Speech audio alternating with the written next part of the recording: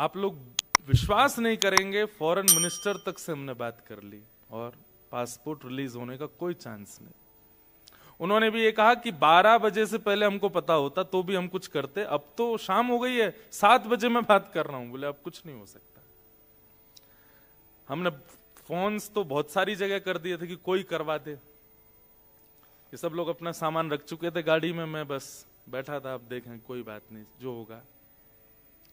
And suddenly south African embassy के, अब या तो वो एम्बेसडर थे या कौन थे मुझे पता ही नहीं है, उनका कॉल आया था। And he was speaking, am I talking to Indresh Sharma? I said yes. Within 25 minutes, please come to South African Embassy and take your passport. और ये 7 बजे की बात है, 10 बजे की हमारी फ्लाइट है। इम्पॉसिबल, हो ही नहीं सकता। कभी शनिवार के दिन, वो भी 5 बजे, तो नॉर्मल टाइम होता है कि सब लोग अपने ऑफिस से चले जाते हैं घरों को। एम्बेसी स्पेशली खोल करके पासपोर्ट निकाला। और एक और बात, वीजा अभी तक ग्रांटेड हुआ नहीं था साउथ अफ्रीका का।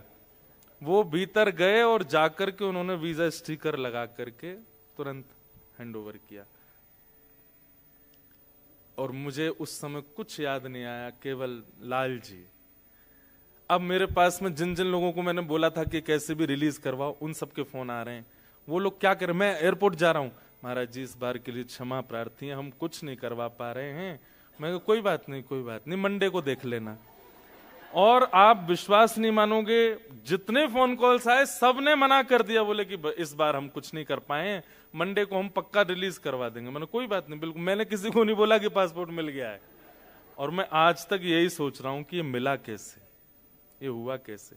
अब वो एम्बेसडर को या जो भी, उसको हमने फोन करके पूछना भी नहीं चाहा कि किसने तुमको बोला, क्यों वो विश्वास मैं चाहता हूं कि मेरे मन में रहे कि नहीं, लाल जी नहीं करवाया, या हमारे लाल जी की कृपा है। तो ये पूरी बात हमने इसलिए बताई है कि बहुत मेहनत लगी है हमको यहां आने में।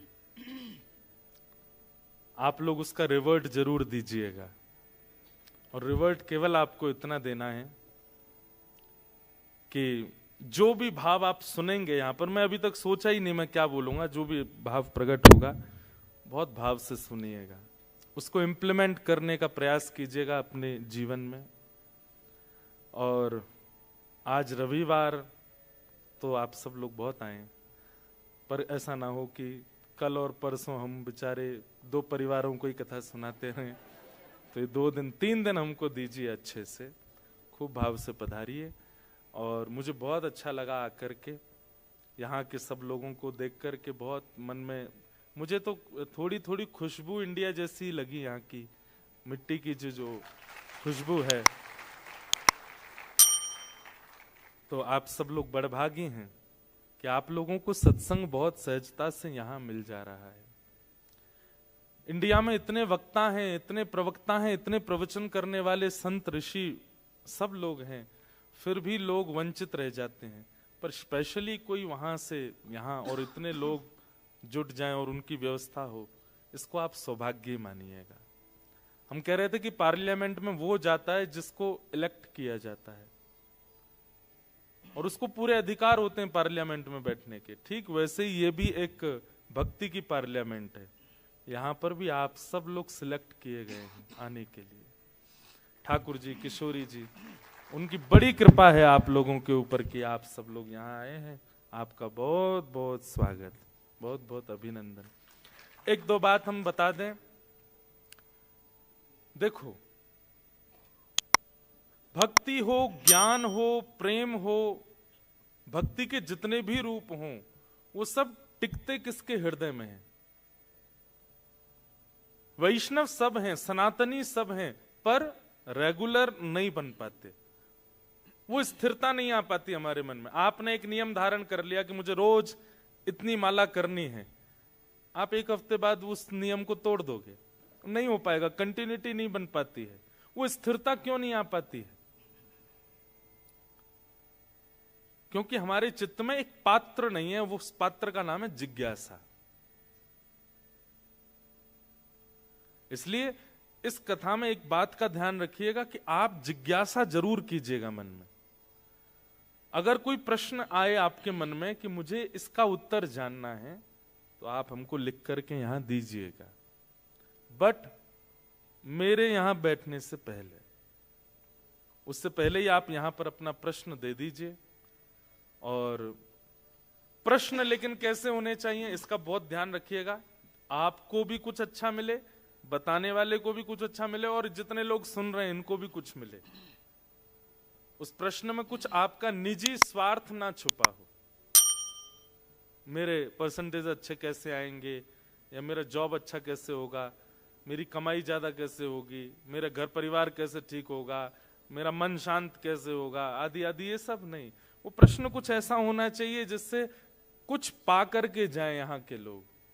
तो ऐसी जिज्ञासा जरूर कीजिएगा।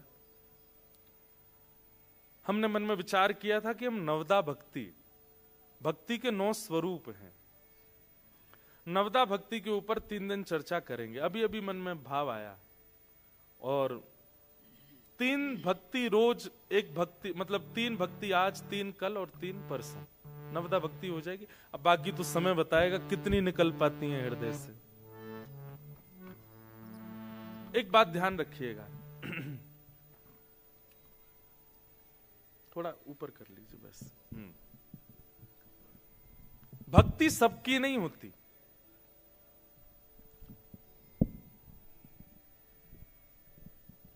हमारे वैदिक सनातन धर्म में अनेक देवी देवता हैं, सबकी भक्ति नहीं होती, सबकी पूजा होती है। क्या होती है? पूजा।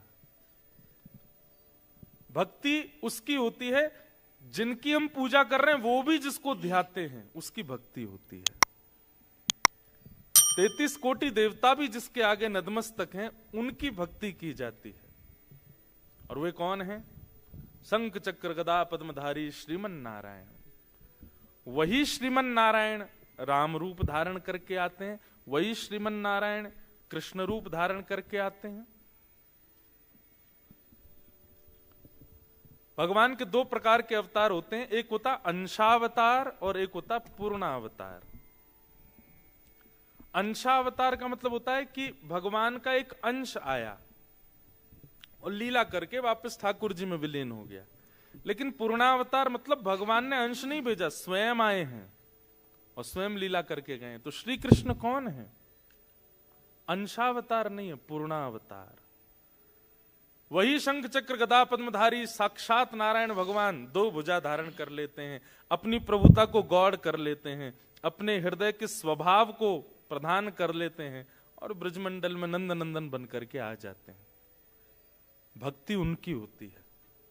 श्री कृष्ण की पूजा नहीं होती, हमारी किशोरी जी की पूजा नहीं होती, हमारे वृंदावन चंद की पूजा नहीं होती, भक्ति होती है। और भक्ति और पूजा में अंतर क्या है? पूजा एक स्वार्थ से की जाती है, आपकी कोई कामना है, आप कुछ चाहते हो इसलिए आप उनको भज रहे हो। महाशिवरात्रि निकल करके गई, आपने दूध का अभिषेक किया महादेव का, पर उसके पीछे कोई निष्काम भाव नहीं था, कामना थी। हे महादेव, आप अपनी कृपा, मुझ पर कृपा बनाए रखना, यह भी एक सूक्ष्म कामना है। हनुमान जन्मोत्सव के दिन आप लोग गए, जाकर के चोला चढ़ाया हनुमान जी पर, वह भी एक कामना से किया गया है। नवरात्रि के दिन 9 दिन तक व्रत किया गया, यह भी एक कामना से ही करता है। कोई व्यक्ति निष्काम भाव से नहीं करता, उसकी कोई कामना नहीं, बस कर रहा है। कामना से की गई जो आराधना, उसको हम पूजा कहते हैं। और जहां कोई कामना नहीं है, कोई कामना नहीं है, दूर दूर तक कोई कामना नहीं है, आप मुझ पर कृपा करो ऐसी कामना भी नहीं है, उसको कहते हैं भक्ति। दैट डिवाइन लव, प्रेम, भक्ति। तो हम लोग यहां पर नौ भक्ति के बारे में सुनेंगे, पूजा नहीं। पूजा तो ये होती है कि सुबह उठ गए, ठाकुर जी को सामने अगरबत्ती घुमाई, दिया बत्ती कर दी, चना चनौरी किसमिस रख दी सामने, ठाकुर जी पूरे दिन इसी से काम चलाओ। रात में आए, दोबारा दिया बत्ती करके किवाड़ बंद करके सो गए, बस दैट्स इट। भक्ति में तो जैसा कोई अपना, जैसे कोई अपनत्व के साथ सेवा होती है, अपनत्व की सेवा होती है, अपने की चिंता होती है, वो भक्ति का स्वरूप होता है। वहां चिंता भी होती है, वहां प्रेम भी होता है, वहां गुस्सा भी होता है, वहां लड़ाई भी होती है। कल हमारे एक पंडित जी, जब हम वीजा का वो पासपोर्ट का नहीं मिल रहा था, तो मुझे किसी ने बताया, बोले आप तो ऊपर बैठे थे, वो हमारे ठाकुर जी से लड़ रहे थे, लाल जी से लड़ रहे थे। बोले कि आप ऐसा क्यों करते हो, इतनी व्यवस्थाएं करवाने के बाद में, और वो पासपोर्ट नहीं दिलवा रहे हो, और देखियो अब तुम्हें बताएंगे हम। जाओगे कहां ब्रजवासी तो बच के रहोगे तो हमारे पास ही। वो ऐसे ऐसे कह रहे थे, रुक जाओ, रात में भोजन नहीं कराएंगे तुमको आज। आप पूजा वाले स्थान पर क्रोध नहीं कर सकते, आपको पाप लग जाएगा, लेकिन भक्ति में आप क्रोध कर सकते हो, दिखावे का नहीं, वो अंतरंग भाव से होता। अगर कोई आ गया तो आप तुरंत नॉर्मल हो जाओगे। जैसे कुछ चला, एकांत में आप लड़ रहे हो उनसे। और मैं कथा में एक बात कहता हूं कि जहां प्रेम का बहुत इन्वेस्टमेंट किया जाता है ना, वहां आप क्रोध की लागत लगा सकते हो। पर जहां प्रेम दिया ही नहीं है, वहां अगर क्रोध किया गया, हाथ पांव तोड़ दिए जाएंगे आपके। जिसको आपने प्रेम ही नहीं किया, जिसे इसने ही नहीं किया, उस पर जाकर गुस्सा करो।